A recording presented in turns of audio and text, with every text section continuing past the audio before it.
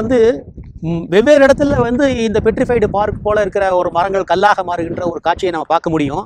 ஆனால் இந்த இடத்துல உள்ள ஸ்பெஷல் என்னன்னு சொன்னால், இந்த ஏரியா முழுவதுமே கண்ணுக்கு எட்டிய தூரம் வரைக்கும் மரங்களுடைய துண்டுகள் கல்லாகி போய் காட்சி அளிக்கின்றன. அது முனிவர் சாப்பிட்டாப்புல இது போல கல்லாக இருக்குது. எல்லாமே கல்லாக இருக்குதுன்னு என்ன காரணம் சொன்னால், கெமிக்கல் ரசாயன மாற்றங்கள் ஏற்பட்டு அது வந்து ஃபாசில் எவிடன்ஸ்ன்னு நம்ம சொல்லுவோம். அது போல் ஆயிடுச்சு. இது வந்து மற்ற இடத்துல காண முடியாத ஒரு காட்சியாக இந்த இடத்துல இருக்கிறது. அதுதான்.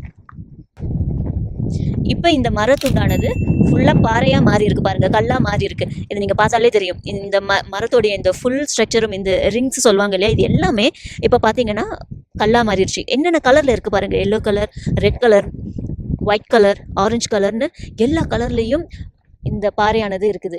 அதாவது இந்த மரம், இதோட மேல் தோல் பார்த்தீங்கன்னா எப்படி மரத்துடைய மேல் தோல் பட்டைகள் இருக்குமோ அதே மாதிரி தான் இருக்குது. ஆனால் இதுவும் இப்போ கல்லா மாறி இருக்கு. இதெல்லாம் பார்த்தீங்களா மரத்துண்டுகள், இது எல்லாமே மரத்துண்டுகள் தான். ஆனால் இதுவும் இப்போ கல்லா மாறி இருக்கு.